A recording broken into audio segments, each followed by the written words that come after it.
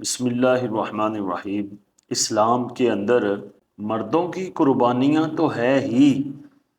لیکن عورتوں کی قربانیاں بھی کسی سے کم نہیں ہیں، کیونکہ اسلام عورت کو بزدل نہیں بناتا۔ اسلام عورت کو باحیا اور بہادر بناتا ہے، بے حیا نہیں بناتا۔ کفار و مشرکین عورتوں کو بہادر نہیں بناتے، بلکہ بے حیا اور بزدل اور بغیرت بناتے ہیں۔ اسلام عورتوں سے خدمت لیتا ہے، لیکن حیا کے اندر رہ کر، اور اگر عورت کو بہادری بھی سکھائے تو اس بہادری کے اندر بھی حیا ہوتی ہے۔ میں آپ کو ایک عورت کا واقعہ سناتا ہوں، جس عورت نے غزوہ احد کے اندر اتنی بہادری دکھائی۔ حیا تو اس کی مشہور ہے ہی، بہادری سے آپ دیکھیں گے کہ کتنی بہادر وہ عورت تھی، اور حیا والی بھی۔ اس عورت کا نام حضرت ام عمارہ ہے، کہ حضرت ام عمارہ رضی اللہ تعالی عنہا غزوہ احد میں اپنے شوہر زید بن عاصم اور اپنے دو بیٹوں کے ساتھ شریک ہوئی تھی۔ ایک بیٹے کا نام حضرت عمارہ اور دوسرے کا نام عبداللہ تھا، کہ حضرت ام عمارہ رضی اللہ تعالی عنہا زخمیوں کو پانی پلانے پر مامور تھی۔ ان کا کام تھا کہ جہاں کوئی زخمی دیکھتی اس کی مرہم پٹی کرتی اور اس کو پانی پلاتی۔ لیکن جب غزوہ احد میں یک بارگی کفار نے مسلمانوں پر حملہ کیا،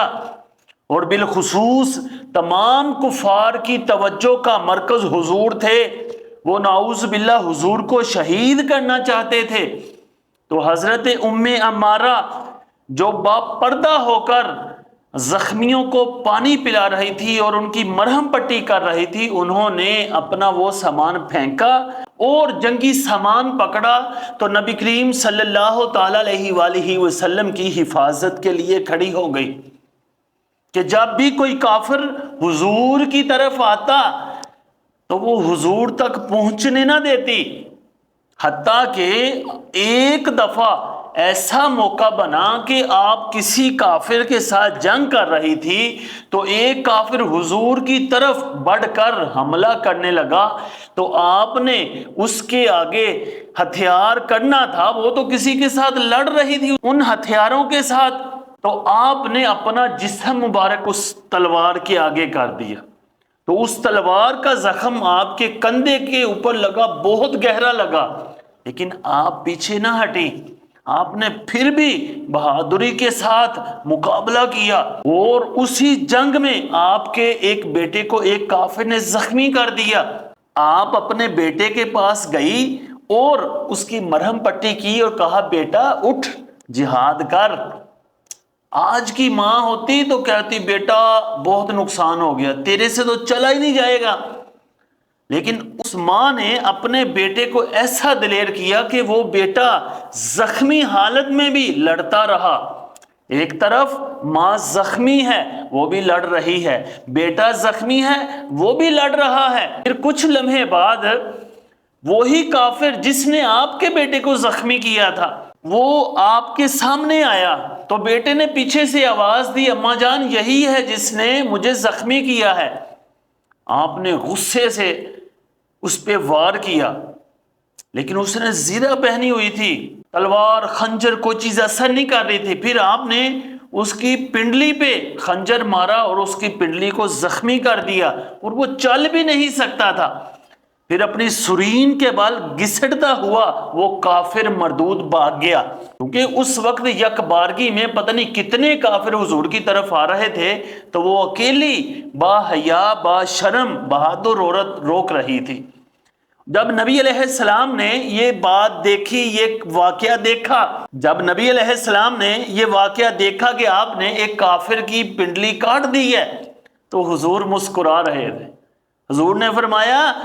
کہ اے ام عمارہ، اللہ کا شکر ادا کر کہ اللہ نے تجھے بہت ہی طاقت سے نوازا ہے، تجھے بہت ہی بہادری دی ہے، کیونکہ حضور تو دیکھ رہے تھے کہ کسی کافر کو حضرت ام عمارہ نبی علیہ السلام تک پہنچنے نہیں دے رہی تھی، تو حضور کا دل خوش ہو رہا تھا کہ اتنی بہادر اور باحیا عورت ہے۔ پھر حضرت ام عمارہ نے وہ موقع دیکھا کہ موقع بڑا مبارک ہے کہ حضور خوش ہیں، تو کہا یا رسول اللہ، میں آپ سے ایک گزارش کرنا چاہتی ہوں، ایک عرض کرنا چاہتی ہوں۔ تو نبی علیہ السلام نے فرمایا کہ اے ام عمارہ بتا کیا بات ہے؟ تو حضرت ام عمارہ نے کہا یا رسول اللہ، جس طرح آج میں، میرا شوہر، میرے بیٹے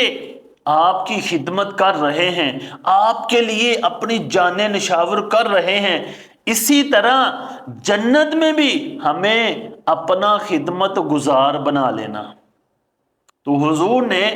اللہ کی بارگاہ میں دعا کی، اے اللہ ان کو جنت میں میرا رفیق بنانا، یعنی میرے پاس ان کو جگہ دینا۔ تو حضرت ام عمارہ اس دعا کے بعد بڑا خوش رہتی تھی اور کہتی تھی کہ اب دنیا کی کوئی مصیبت آ جائے وہ مجھے نہیں گرا سکتی، کیونکہ حضور نے مجھے یہ دعا دے دی کہ اب میں اور میرا خاندان حضور کے ساتھ جنت میں حضور کی بارگاہ میں رہیں گے۔ جس طرح دنیا میں حضور کی خدمت کرتے ہیں، اسی طرح آخرت میں بھی حضور کی خدمت کریں گے، جنت میں بھی حضور کی خدمت کریں گے، کیونکہ ان کے دل میں حضور کی بہت محبت تھی، کیونکہ وہ یہ نہیں چاہتے تھے کہ ہم جنت میں جائیں تو حضور سے کچھ دور رہیں۔ جس طرح دنیا میں حضور کے ساتھ رہتے ہیں، جنت میں بھی حضور کے ساتھ ہی رہیں۔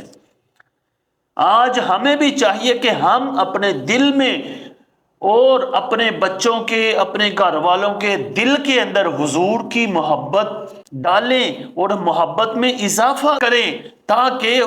محبت میں اضافہ اس طرح ہوتا ہے کہ حضور کی زندگی کی باتیں پڑھی جائیں، حضور کی نعت شریف کو سنا جائے۔ جب حضور کی محبت اس دل میں آ جائے گی تو کینہ، حسد، بغض، دل کی نفرتیں سب ختم ہو جائے گی، دل پاک صاف ہو جائے گا۔ اللہ تعالی ہمارے دلوں کے اندر نبی علیہ السلام کی محبت میں اضافہ فرمائے۔